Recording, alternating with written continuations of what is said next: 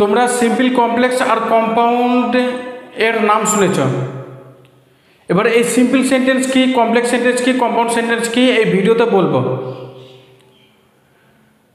দেখো, simple sentence হচ্ছে যে সেন্টেন্সে একটা সাবজেক্ট আর একটা প্রেডিকেট থাকে, সেটা সিম্পল সেন্টেন্স হয়।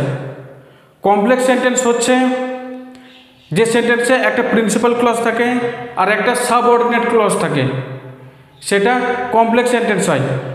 আর কম্পাউন্ড সেন্টেন্স কি, যে সেন্টেন্সে একটা প্রিন্সিপাল ক্লজ থাকে আর একটা কোঅর্ডিনেট ক্লজ থাকে, সেটা কম্পাউন্ড সেন্টেন্স হয়। এবার সিম্পল সেন্টেন্স চেনা খুবই সহজ।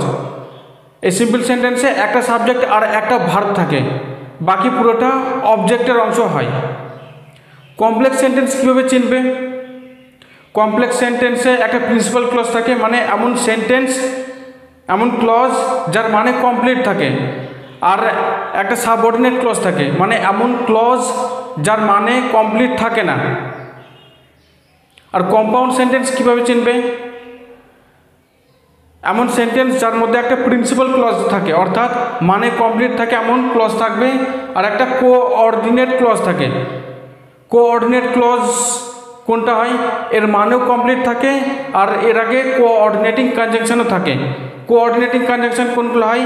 অ্যান্ড, বাট, অর, আর কি আছে? নেভারদালেস, নিদার, নর, ইদার, অর, এইগুলো থাকে। আশা করি তোমরা বুঝতে পারলে সিম্পল সেন্টেন্স কোনটা, কমপ্লেক্স সেন্টেন্স কোনটা, কম্পাউন্ড সেন্টেন্স কোনটা। ক্লাস 9-10-এর স্টুডেন্টসরা এখনও পর্যন্ত সিম্পল কমপ্লেক্স কম্পাউন্ডের ব্যাপারে জানে না। ওদেরকে রিকোয়েস্ট করব চ্যানেলের প্লেলিস্টে গিয়ে এর উপরে ডিটেলসে ভিডিও বানানো আছে, সেগুলো দেখো। আর তোমরা নিজেদের মোবাইল থেকেই গ্রামার শেখো, কোথাও গ্রামার আলাদা করে শিখতে যাওয়ার প্রয়োজন নেই।